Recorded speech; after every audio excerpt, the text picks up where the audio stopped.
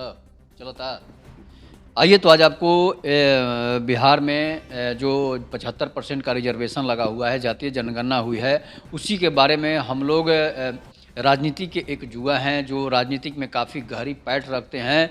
बिहार ही नहीं, यूपी के कानपुर से लेकर जो है एमपी के इंदौर तक जो है इनके चर्चे होते हैं। और ये एक जाना पहचान नाम है रवि सिंह। रवि सिंह जो है, रवि रंजन सिंह इनका नाम है। और इनको फेसबुक से लेकर सोशल मीडिया, ट्विटर अकाउंट पर सभी लोग काफ़ी नज़दीकी तरीके से जानते हैं और इनका फैन फॉलोइंग भी काफ़ी ज़्यादा है। तो इन्हीं से हम लोग जानेंगे जो राजनीति के ये धुरंधर हैं, खिलाड़ी हैं, इसलिए कि इनसे जानेंगे कि बिहार में जो 75% रिजर्वेशन लागू है उस पर आप क्या कहेंगे। पहला नंबर तो रोर न्यूज़ जितने भी देख रहे हैं दर्शक, सबको दिल से प्रणाम। और हमारी वो जो बातें हैं वो गौर से सुनिए आप लोग। बिहार सरकार ने जो 75% जो आरक्षण लागू किया है वो बिल्कुल गलत है। संविधान बोलता है कि 50% से अधिक आरक्षण किसी को नहीं देना है, लेकिन बिहार सरकार जो है अपने मनमानी तरीके से 75% आरक्षण जो है लागू किया है, जो कि ये मामला अभी सुप्रीम कोर्ट तक जाएगा। सुप्रीम कोर्ट से होने के बाद ये राष्ट्रपति और केंद्र सरकार से भी इनको पास कराना पड़ेगा, तब जाके इनको पूर्ण 75% जो आरक्षण है वो इनको हासिल होगा। ये जो लगा है आरक्षण वो सही लगा है या गलत लगा? बिल्कुल गलत है जी, बिल्कुल गलत है। ये कभी हो ही नहीं सकता। 75% आरक्षण जो है कभी नहीं लागू हो सकता है, अपने देश में किसी भी स्टेट में नहीं लागू हो सकता है, क्योंकि ये संविधान के खिलाफ है। अच्छा, जो जातीय जनगणना हुई है उसको जो है दिखाया गया है कम करके स्वर्णों की जो संख्या है, ये इसमें एक बहुत बड़ा झोल हुआ है। सरकार ने स्वर्ण जाति के साथ बहुत बड़ी एक भेदभाव किया है। इसका मामला ये है कि स्वर्ण जातियों को पहला नंबर तो ये जातीय जनगणना करवाएं, और जातीय जनगणना करवाने के बाद बिहार सरकार ने स्वर्णों को बिल्कुल एकदम कम दिखाया है। वो इसलिए कम दिखाया है, और दलित पिछड़ा जो भी ओबीसी वर्ग के लोग हैं उनको ज़्यादा दिखाया है। तो इसलिए ज़्यादा दिखाया है क्योंकि हमको वोट लेना है, और दूसरी नंबर चीज़ कि आरक्षण जो लागू हुआ है ये इन्हीं लोग के साथ, इन्हीं फायदे के लिए लागू किया गया है, जो कि बिल्कुल गलत है। अच्छा ये बताइए, जब रिजर्वेशन लागू हो गया, 75% रिजर्वेशन लागू हो गया, इसके बाद जो है स्वर्ण वोटर जो हैं, जो राजपूत, भूमिहार, ब्राह्मण, सिख, सैयद, पठान, ये लोग कहाँ जाएंगे? पहला नंबर, नीतीश को सीएम बनाने में स्वर्ण जाति का ही हाथ था। लालू यादव को भी सीएम बनाने में स्वर्ण जाति का ही हाथ था।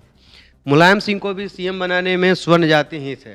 लेकिन अब जो स्वर्ण जातियां जो हैं अब वो समझ चुकी है, क्योंकि सरकार इनके खिलाफ काम करती है।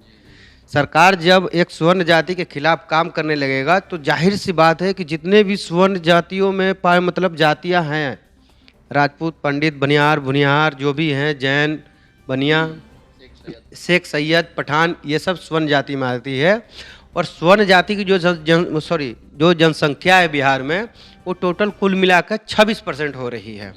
तो अब ये सोचना है कि ना स्वर्ण जाति जो है, ना ये नीतीश के साथ जाएंगे और ना लालू के साथ जाएंगे। और दूसरी नंबर चीज़, स्वर्ण जाति जो है ये बीजेपी के साथ भी नहीं जाएंगे। बीजेपी के इसका रीज़न क्या है कि स्वर्ण जाति के साथ जो ये 75% आरक्षण का जो बिल पास हुआ है विधानसभा में, तो उसमें विपक्ष में आप भी थे, यानी कि बीजेपी था।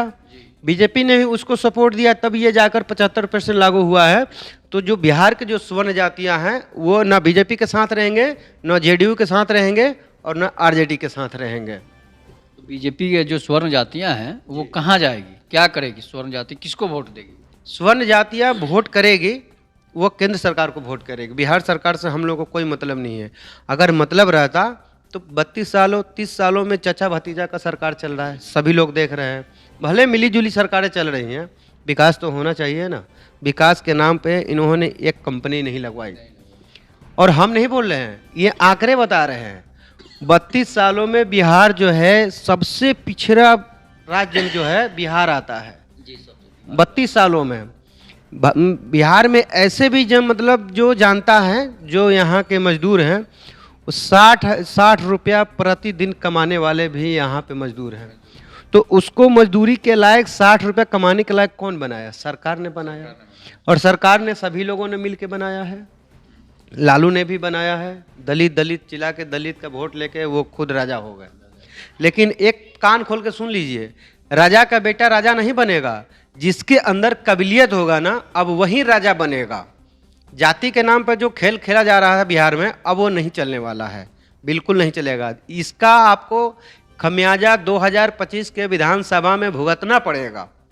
आप लिख के रख लीजिए, लकीर बना लीजिए कि आपकी ना सरकार बनेगी और ना ही किसी और की सरकार बनेगी। आप लोग सीधे रसातल की ओर अपना पलायन खुद ब खुद कर रहे हैं। जब बिहार सरकार जो है कह रहे हैं कि नियुक्ति पत्र बांट रहे हैं, शिक्षकों को नियुक्ति पत्र दिया, बहुत लोगों को दिया, लेकिन आज तक जो है बिहार में जो है कंपनी कोई नहीं लगा। मजदूरों की फैक्ट्री बनती है यहाँ, तो मजदूरों की फैक्ट्री बनने के पीछे कारण क्या है?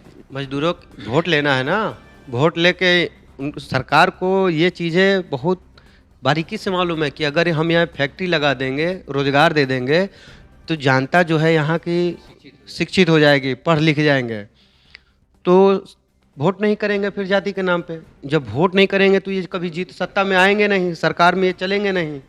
तो यही बड़ी सबसे कारण है कि लोगों को अशिक्षित रखना है और बिहार में कोई कंपनी नहीं लगाना है, जिससे कि बाहर जो मजदूर हैं वो हमेशा 30 सालों से जो प्लान चल रहा है वो आज भी चल रहा है। 1962 तक अपना जो बिहार था ना, अर्थव्यवस्था में नंबर 1 था। हिस्ट्री उठा के देखिए, पूरे भारत भर में 2 स्टेट 3 स्टेट थी जो आर्थिक विकास में सबसे तेज थी। लेकिन उसके बाद जैसे जैसे ये घूसखोर नेता आते गए, बिहार को बर्बादी के तरफ लेकर चले गए। लालू यादव के समय मैं बता रहा हूँ, डुमरांव में लालटेन की फैक्ट्री थी, सुई धागा की फैक्ट्री, सूत फैक्ट्री थी, चीनी मिल कितना सब कहाँ गया? किसकी देन है वो? तो बिहार ये नीतीश कुमार की सरकार आई, ये भी नहीं चालू करवाई। बोल तो रहे ना कि इनको सिर्फ वोट लेना है, बेवकूफ़ बना के जनता को, ताकि इनकी दाल रोटी चलता रहे और आम जनता जो है दिल्ली, मुंबई, गुजरात, पंजाब, हरियाणा, राजस्थान, महाराष्ट्र जाके कमाता रहे। ये इनकी पॉलिसी है। तो आपने जाना, इनसे बहुत अच्छी बात जानी, इनसे रवि रंजन सिंह से, जो राजनीति के धुरंधर खिलाड़ी हैं, राजनीति के प्रवक्ता हैं। तो आप इस पर अपनी प्रतिक्रिया जरूर दीजिएगा। तब तक के लिए नमस्कार, जय हिंद, जय भारत, जय श्री राम।